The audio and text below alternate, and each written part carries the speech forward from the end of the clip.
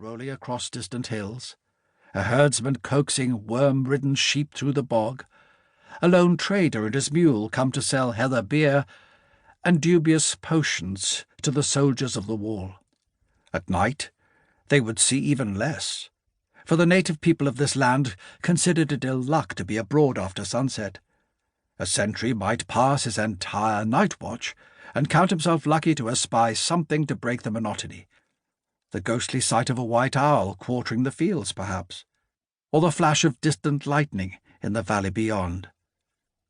But not this night, for in the darkness there were shadows crawling through the bracken.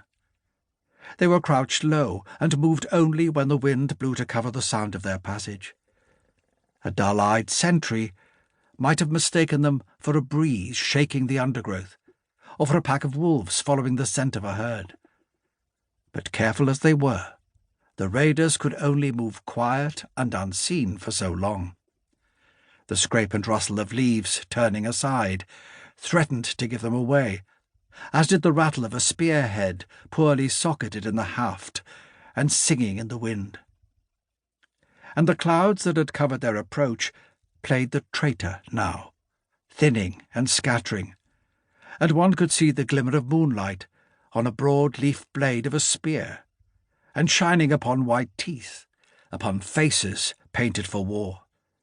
Yet still no alarm was sounding, no whisper of arrows stitching through the interlopers, no horns or signal fires warning the next mile castle along. Up on the battlements, one sentry's head began to nod up and down, half asleep at his post, or so it seemed. Witchcraft, a charm of luck, or the favour of the gods, kept the raiders unnoticed as they drew closer and closer to the wall.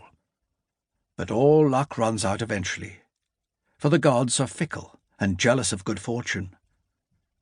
Open ground lay before the raiders, for the undergrowth had been cut back from road and fort long before.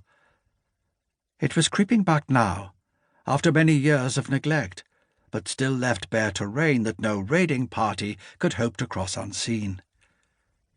The shadows crouched there and waited for a time, trying to decide.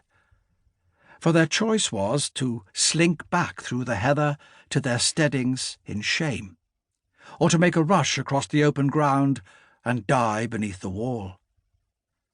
Hands flexed upon spears, eyes darted around to their companions.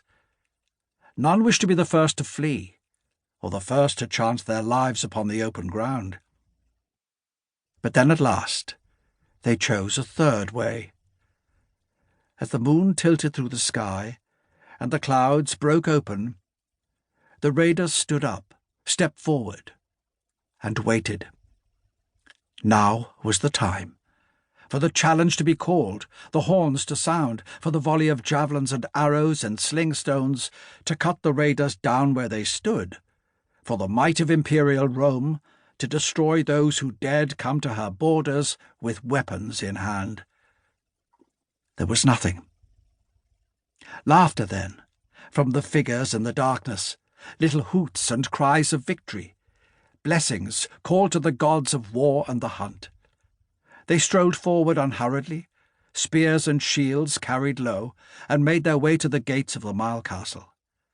One of the raiders gave a little push to the sentry who stood before the gate.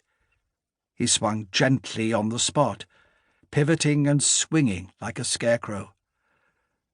The light of the moon was upon him now, his cut throat shining black in the light, and his body raised upon a spear. Another of the raiders gave a mocking wave towards the battlements, where two men had been propped against the corners of the fort, for only the dead watched in that place, and they made for poor guardians. The gate was unlocked and swung open, creaking at the push of an open palm. The rolling countryside beyond stretched out before the raiders, and suddenly there was a hesitance to cross that threshold, like children going to a forbidden place, children who, even if they are unwatched by their mother and father, still feel watchful eyes upon them, and fear the judgment that was sure.